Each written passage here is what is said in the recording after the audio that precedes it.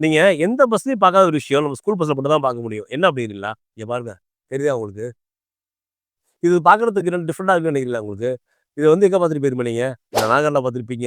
இல்ல பெரிய பெரிய ஹோட்டல்ல பார்த்திருப்பீங்க. என்ன அப்படின்னாக்கங்க, ஒரு ஃபயர் ஆச்சு அப்படின்னாக்க, திடீர்னு ஸ்ப்ரே அடிக்க தெரியுமா உங்களுக்கு? வாட்டர் ஸ்ப்ரே வரும்ல உங்களுக்கு. இதாங்க அது. இது வந்து ஒவ்வொரு சிட்டிலயும் இருக்குங்க உங்களுக்கு இது.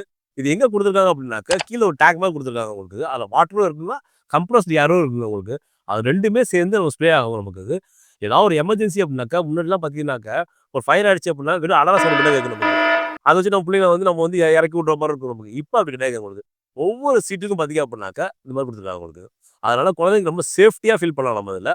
இது மட்டும் இல்லாம, இது நடக்குது அப்படிங்கிற பட்சத்தில நம்ம வந்து எவ்வளோ சீக்கிரமா குழந்தைகள வந்து வெளியேத்த முடியும் நம்மளால. இந்த வெஹிக்கிள்ல ஃபயர் எக்ஸ்டிங்ஷன் பொறுத்தவரைக்கும் மொத்தம் 3 குடுத்துருக்காங்க உங்களுக்கு. அதுல 2 வந்து பார்த்தீங்க அப்படின்னா, மேனுவலா அடிக்கிற மாரி இருக்கும். இங்க 1 குடுத்துருக்காங்களா? டிரைவர் சைட்ல 1 குடுத்துருக்காங்க பாத்துங்க. இதுல முக்கியமான விஷயம் என்ன அப்படின்னாக்கா, இன்ஜின்ல வந்து ஃபயர் ஏதாவது ஆச்சு அப்படின்னாக்கா, ஆட்டோமேட்டிக்கா ஃபயர் எக்ஸ்டிங்ஷன் இருக்குல்ல, ஆட்டோமேட்டிக்கா அது வந்து அதே ஸ்ப்ரே அடிச்சுரும் உங்களுக்கு. தெரியுதா உங்களுக்கு? எவ்வளோ சேஃப்டியா குடுத்துருக்காங்க பாத்தீங்களாங்க. இதெல்லாம் நம்ம கார்லயே விட்டுறலாம் போல இருக்கு. அவ்வளோ சூப்பரா இருக்கு அதெல்லாம்.